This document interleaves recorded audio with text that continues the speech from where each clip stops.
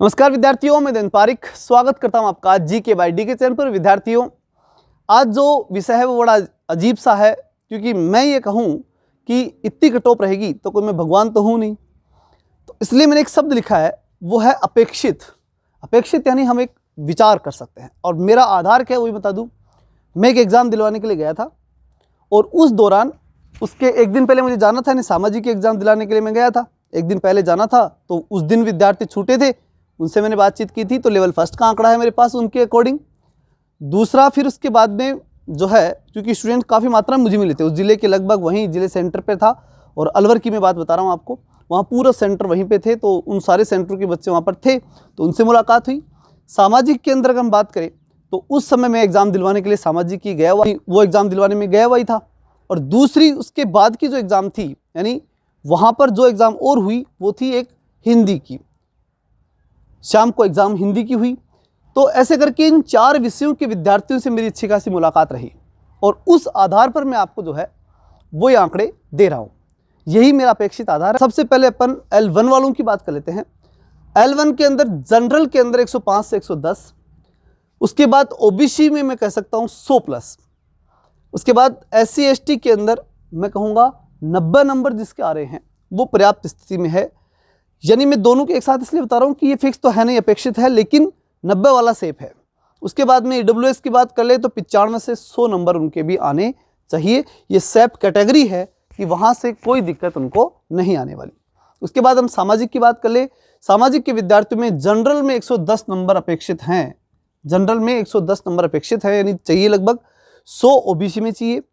अब ये ज़्यादा अंतर मैंने इसलिए बताया है क्योंकि जनरल की पोस्टें जो हैं उनका और ओबीसी की पोस्टों का जो अंतर होता है वो, और कुछ हद तक जैसे मान लीजिए 110 से 105 के बीच के अंदर जो है कैटेगरी रह सकती है, इसलिए मैंने अनुमानित रूप से यहाँ पर ऐसे बताया है।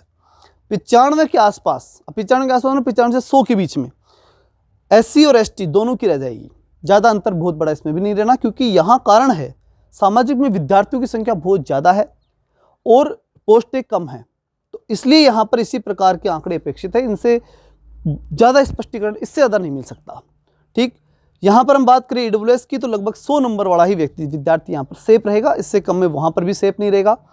फिर हम बात करें हिंदी के अंदर, हिंदी में जो है, जो मैंने विद्यार्थियों से आंकड़े लिए उनके अकॉर्डिंग 100, ये पेपर थोड़ा सरल बता रहे थे विद्यार्थी। बहुत से विद्यार्थियों को जब मैंने पूछा, अनुमानित रूप से सबको क्या जो है पेपर, और भी इसमें GK और भी ज़्यादा सरल हो गया था, और जो है सब्जेक्ट भी ज़्यादा हार्ड नहीं बताया था। तो उस आधार पर देखिए तो 112 से 115 नंबर जनरल को, 110 से 112 जो है वो प्रश्न जो हैं वो ओबीसी के लिए, और ओबीसी जितने ही लगभग जो हैं वो मैं EWS के लिए कह सकता हूँ। थोड़ी बहुत रिलीफ वहाँ मिल जाए तो लगवात है 105 तक। फिर उसके बाद SC के लिए 100 और ST के लिए 95 नंबर तक का विषय बन सकता है। साइंस मैथ में अगर हम देख लें तो यहाँ पर 100+ जो है वो नंबर जो जनरल वाले विद्यार्थियों को ठीक, और यहाँ थोड़ा सा हार्ड रहा है पेपर, वो ऐसा बच्चों का कहना था।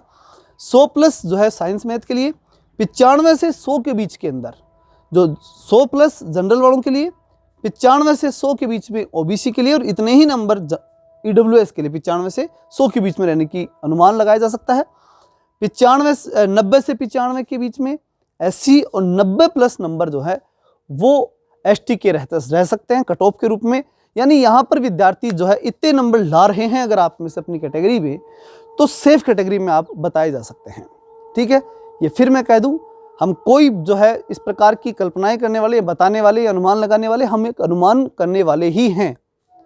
हम कोई जो है इस प्रकार की स्थायी आंकड़े आपको या गारंटेड आंकड़े कोई नहीं दे सकता, सिर्फ अनुमानित हैं जो मैंने आपको दिए हैं।